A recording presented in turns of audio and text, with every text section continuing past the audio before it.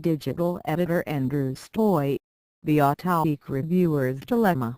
Getting the keys to a performance car with extraordinarily high limits and attempting to evaluate it on a frigid, snowy day along pothole-strewn Detroit roads. Needless to say, I'll be focusing mostly on the new AMG 4Matic system, while touching on the heated, massaging seats. The formerly RWD-only AMG inspired some wringing of hands among the purists. Then they launched the performance version of Mercedes' 4Matic AWD system. While the system's track feel and control will have to wait for a warmer month, it's incredibly stable on slick roads. Even attempts to overcook things lead only to a touch of slip before the system straightens things out and sends you rocketing down the road in proper AMG fashion. Nor does the CLS shut everything down in traction-limited situations.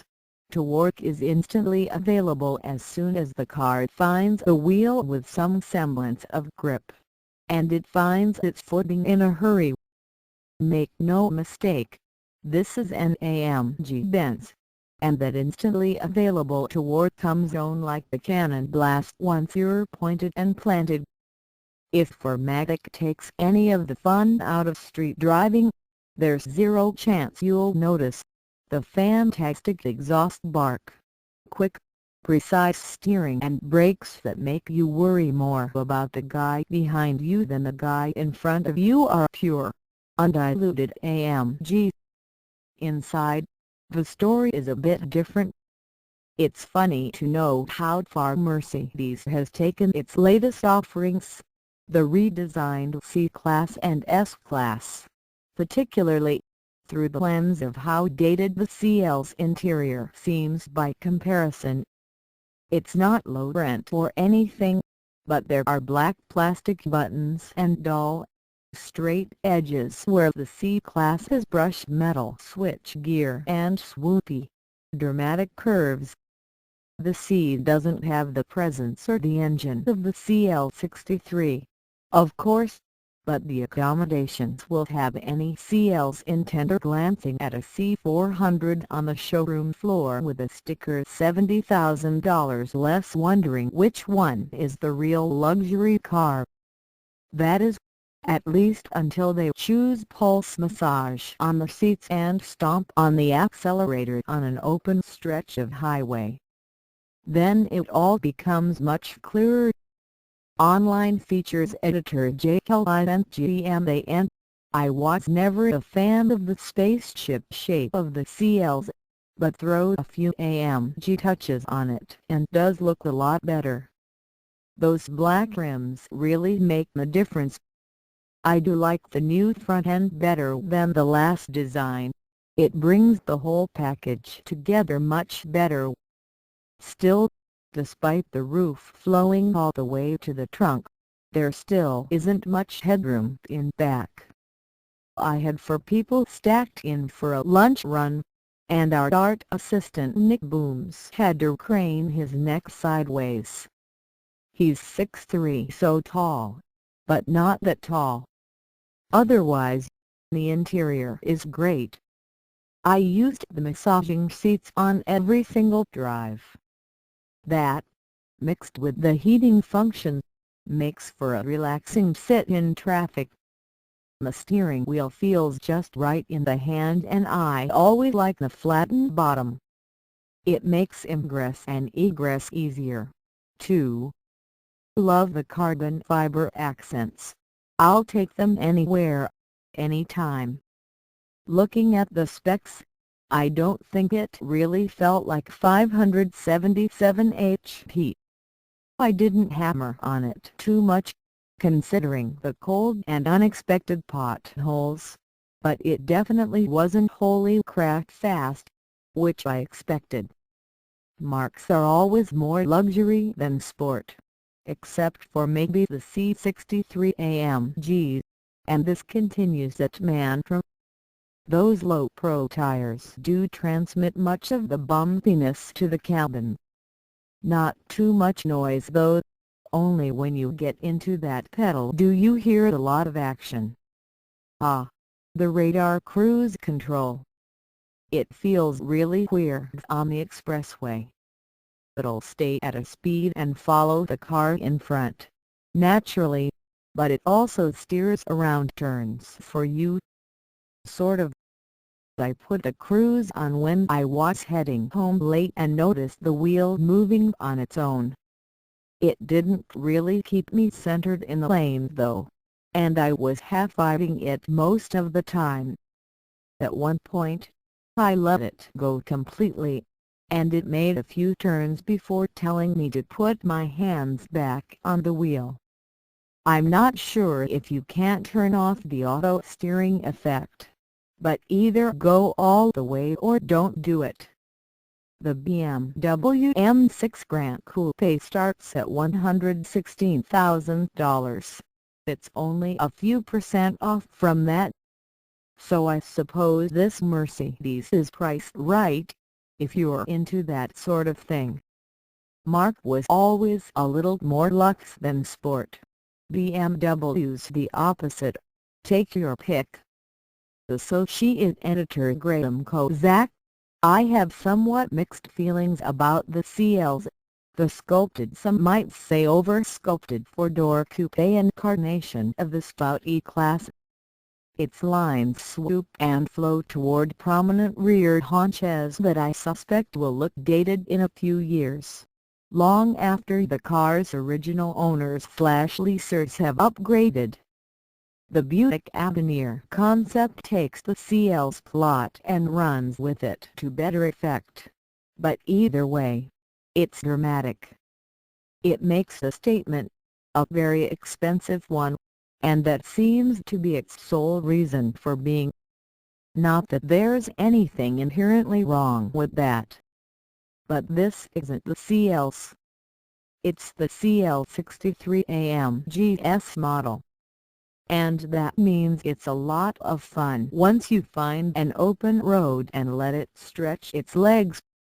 This car means business, or at least looks the part, and you'll know it from the moment you hop into the carbon fiber trimmed cabin. The flat-bottomed wheel is perfectly configured to allow fingertip access to the paddle shifters. It sounds mean, but far more respectable than the Jaguar F-Type, with a nice growl penetrating the cabin. There's a nice bark when you downshift, but I don't think you're going to piss off the neighbors with this. For better or for worse, 577 lag-free horsepower aside, however, the CL63 AMG won't best the M3 when it comes to sport/luxury segment. The transmission wasn't as snappy as I'd have liked. It's a Benz MCT gearbox, not a true dual clutch. Basically, it's a 7-speed auto that swaps the usual toward converter for a wet clutch. So you get the jerky starts of a dual clutch without the theoretical responsiveness that transmission style provides. All in all, the gearbox isn't bad, even in the extreme cold. My only beef was that the manual mode seems to do little more than take suggestions from the driver. If it decides you're not in the optimal gear, then it'll upshift or downshift as it pleases. If this is a sports/luxury car, the emphasis is definitely on the luxury part. Your best bet is to hit the AMG button, point the thing in the pothole-free direction and enjoy the joy of effortless forward motion. Did it have seat massagers? I didn't notice. I was having too much fun roaring down the expressway. A smooth expressway seems to be the place where the CL63 is most at home. Handy is right. It's pretty hard to unsettle this car on dry pavement, at least at anything approaching sane let alone legal speeds. And that's one of the downsides of the jump to all-wheel drive. the upside is that the car is well suited to crappy, ice-covered roads, even if the adaptable suspension remains relatively harsh even in comfort model. This car's flair for the dramatic extends to the price tag, even with note options, and who would dare be seen in a base-level CL63 AMG? It's a six-figure proposition. If you put up a down payment, have no illusions that you're getting a track car out of the deal. For a long-distance smooth road tour with attitude and a fair amount of practicality, though, this fits the bill impeccably. Editor SRAYNAL. This 2015 Mercedes-Benz CL63 AMG S-Model looks great outside and in. The heated seats one really needs those lately are terrific, and 4Matic gets the R done, keeping the car steady as she goes on slick roads. Stoy is correct when he says even pushing the car a bit on the slick stuff causes only a brief hesitation before the system gets its act together. The engine is a monster and sounds fantastic, especially in sport mode. Fire it up and it settles into a beautiful gurgle, like it's ready to pounce. In comfort mode, the car cruises around town as nicely as you please with a terrific around-town ride in the soft setting. The steering is light in parking lots and such, but gets firmer and more precise as speeds rise. Punch in Sport or Sport Plus mode and everything wakes up in a big hurry. I think the biggest thrill is the rolling acceleration, 50 to 100 mph, or 50 to whatever. Floor it at nearly any highway speed and hang on baby. Smooth, instantaneous downshifts and jet on a runway thrust. With AWD the car is controlled and planted and feels capable of almost anything one would ask, and all year round to boot. Also, the sticker price causes me no alarm. In fact, $118K is less than I guessed. Might even be a bargain. Road test editor Jonathan Wan. There are things that you just expect from AMG products. The rocking engine is a given, as if sharpened handling reflexes, and styling enhancements to give the exteriors a little more punch. That's all certainly here in this 2015 Mercedes-Benz CL63 AMG S-Model. You have 577 HP available from a 5.5-liter twin-turbocharged V8, which unfortunately couldn't really be tapped into with Michigan going through a rather rough winter. It is freaking cold and the snow plows haven't helped with the roads, which are heaving all over the place. And then we have low-profile tires wrapping the slick-looking black 19-inch wheels that would be destroyed if you happened to fall into a good-sized pothole. Oh, and it was smart of Mercedes to install a set of Pirelli winter tires on our test car, because summer rubber in these conditions wouldn't be doing us any favors. There were a couple of times when I was able to give it the beans. And no surprise, it slings forward at an alarming rate. It sounds phenomenal like all AMG V8s do. The 7-speed automatic gearbox's operation at throttle tip in is disappointing, though. As Graham mentions above, in place of a torque converter it has a multi-clutch pack instead, which does help return snappy up and downshifts, but launches aren't so great. There's a noticeable period of lag between the time you hit the throttle and when the car starts moving. It does that in all modes, too, be it Comfort, Sport or Sport Plus. The new C63 also has a version of this multi-clutch automatic that still has a lull at throttle tip-in, but is much shorter than how it is in this CL63. With the weather and the roads being what they are, I didn't do much spirited driving. Instead, it was mostly cruising around with the suspension set in comfort, where the ride is still bouncy. But I'm going to blame our horrendous roads more so than the car.